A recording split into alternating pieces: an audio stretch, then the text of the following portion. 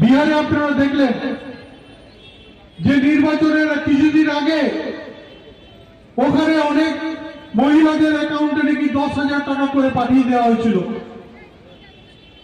সারা 5 বছরে কেউ কিছু পায়নি। 5 বছর সেখানে নয়, তার থেকে বেশি দিনে এখানে সেখানে সরকার চলছে নীতিশ কুমারের এবং বিজেপি যৌথভাবে। কোন মানুষকে কিছু দেয়নি। ভোটের আগে 10,000 টাকা করে পাঠিয়েছে ভোট কেনার জন্য, কিন্তু ভোটের পর কি দেখলাম, যখন সেখানে সরকার করলো তখন সেখানে মানুষের বাড়ি ভাঙতে শুরু করে দিল। আজকে গরিব মানুষের বাড়ি ভাঙা হচ্ছে বিহারে। ভোটের আগে 10,000 আর ভোটের পরে বুলডোজার। এটা আমাদেরকে মাথায় রাখতে হবে যে পশ্চিমবঙ্গে বুলডোজারের কোনো ব্যাপার নেই।